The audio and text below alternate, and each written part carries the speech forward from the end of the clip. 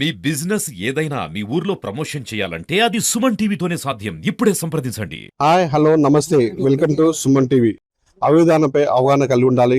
మనం చనిపోయినా కూడా తన బాడీని డొనేట్ చేయాలని చెప్పేసి, ఎందుకంటే మనిషి చనిపోయినా కూడా ఆ నేత్రాలు సంబంధించిన అవయవాలు మరో మనిషికి ప్రాణం పోస్తాయని చెప్పేసి ఒక చిన్న ప్రచారం జరుగుతుంది. అదే నేపథ్యంలో భిక్షపతి అనే ఒక వ్యక్తి చనిపోవడంతో తన తండ్రి ఎప్పుడైతే కోరుకున్నాడో నేను చనిపోయిన తనను కూడా బాడీని దాన్ని డొనేట్ చేయాలి, వారికి అందరికి ఉపయోగపడాలని చెప్పేసి దాన్ని తన కొడుకు దయానంద్ వాళ్ళ మెడికల్ కాలేజీకి మొత్తం బాడీని డొనేట్ చేస్తారు. ఎందుకంటే మన గతంలో చూస్తుంటాం, ఎవరు చనిపోయినా కూడా తన చివరి చూపు కూడా చూడాలని చెప్పేసి కొంతమంది పూడ్చిపెడతారు, కొంతమంది ఖననం చేస్తారు. ఆయన కూడా ఇలాంటివన్నీ పక్కన పెట్టేసి జన విజ్ఞాన వేదికగా ప్రజల్లో కొంత చైతన్యం కల్పిస్తూ కూడా ప్రజల్లో ఒక మంచి పరివర్తన కలిగించాలని చెప్పేసి తన ముందు పోతున్న నేపథ్యంలో తన తండ్రి మరణాంతం కూడా బాడీని మెడికల్ కాలేజీకి అందించారు. అసలు ఏంటి, ఎందుకు ఈ ఆలోచన వచ్చింది ఒకసారి తన మాటలు అడిగి తెలుసుకుందాం. నేను చెప్పండి అసలు ఏంటి, అసలు అంతే బంధువులు కానీ మన ఇంటి వారు చనిపోయినా కూడా కడచూపు చూస్తానికి ఖననం చేస్తారు, ఇటు పూడ్చిపెడతారు. చూసుకుందాం చూడు.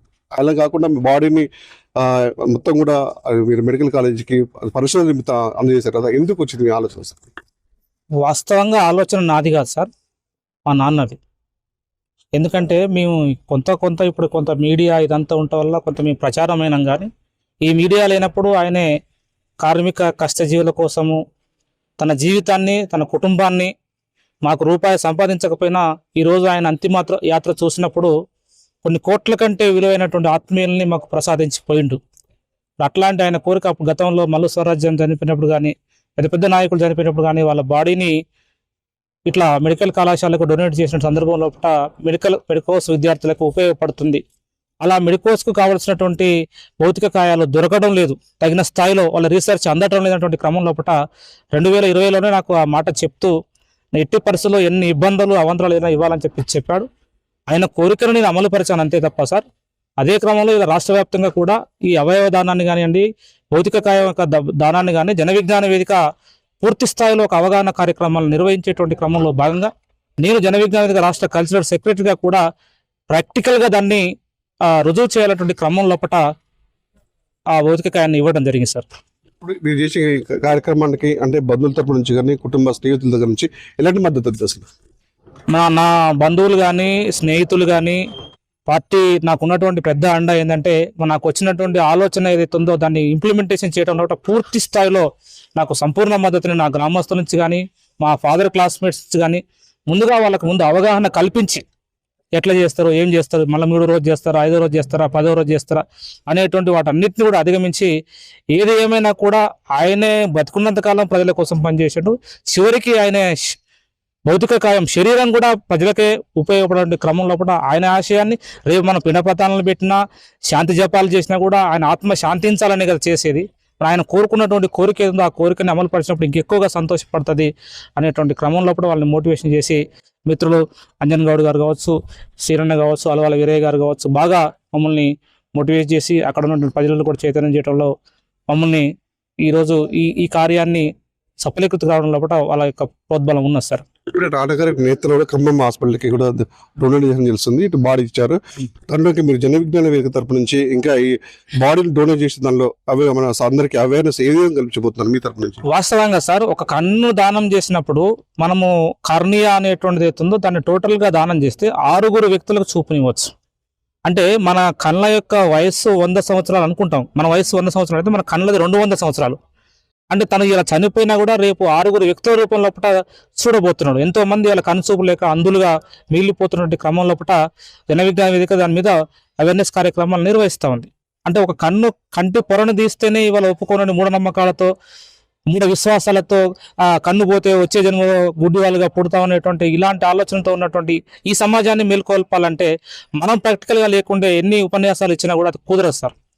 అదే క్రమంలో అట్లాంటి ఇలా బాడీని కూడా డొనేట్ చేయడం లోపల మరి ఎంతమంది వైద్య విద్యార్థులు కుక్కనో, నక్కనో లేదా గొర్రెనో చూపించడం కాదు, ఎస్పెషల్లీ వాళ్ళకు నేరుగా ఒక మనిషినే చూపించడం, ఆ మనిషి మీద వాళ్ళ యొక్క ఎక్స్పెరిమెంట్ చేయడం, భవిష్యత్తులో వాళ్ళ రీసెర్చ్ ఎంత ఎక్కువగా ఉంటే ప్రజానీకానికి అంతగా వాళ్ళ యొక్క వైద్య సేవలు అందుతాయనేటువంటి క్రమంలో పట్నే మేము ఈ అవేర్నెస్ కార్యక్రమాలు రాష్ట్ర వ్యాప్తంగా నిర్వహిస్తూ ఈ మధ్య కాలంలో పట్నే రాష్ట్ర సెక్రటేరియట్ మెంబర్లు అందరం కూడా వాళ్ళ టోటల్ కుటుంబాల యొక్క బాడీస్ని డొనేట్ చేయడానికి చూపించారు, విత్ మా ఫ్యామిలీతో సహా.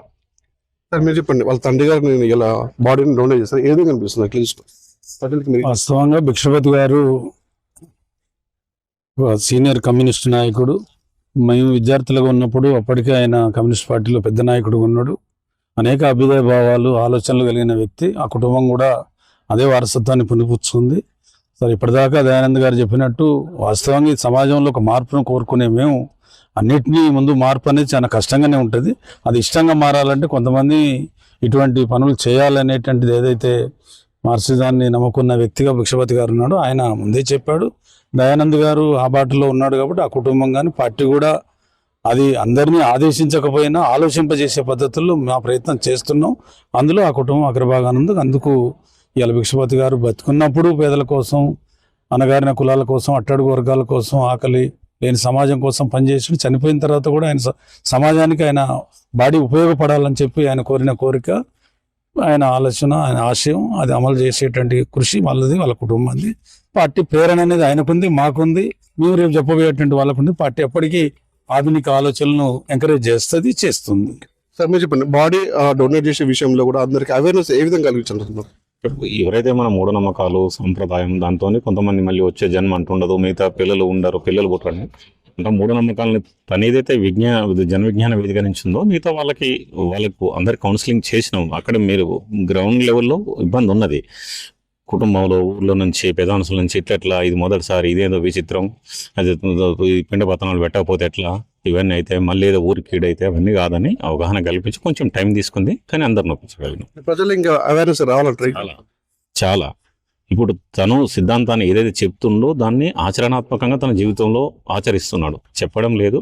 భిక్షపతి గారు కూడా మేము చిన్నప్పటి నుంచి తెలుసు, మా నాన్నగారితో కలిసి పనిచేసి వాళ్ళ కమ్యూనిస్ట్ పార్టీలో జీవితాంతం వాళ్ళ ఆశయాలు ఎవరికి నీతులు బోధించలేదు. జీవితంలో వాళ్ళు ప్రాక్టికల్గా వాళ్ళు నమ్మిన సిద్ధాంతాన్ని, కమ్యూనిజాన్ని ఆచరించి చూపెట్టారు. నిజమైన కమ్యూనిస్టు భిక్షపతి గారు. మొత్తానికైతే ఇదైతే అవయవదానం సంబంధించినటువంటి ప్రజలకు పూర్తి అవగాహన రావాలి.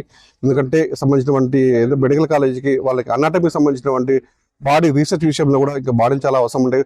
ప్రజలు, విద్యార్థులకి ఇంకా చాలా రకాలుగా పరిశోధించడానికి బాడీలో అవయవాలు అన్ని ఉపయోగపడతాయి. కాబట్టి సంబంధించినటువంటి బాడీలో డొనేట్ చేసే ప్రక్రియ ఇంకా పూర్తి స్థాయిలో కొనసాగాలని చెప్పేసి కొన్ని సానుకూల చెప్తున్న పరిస్థితి.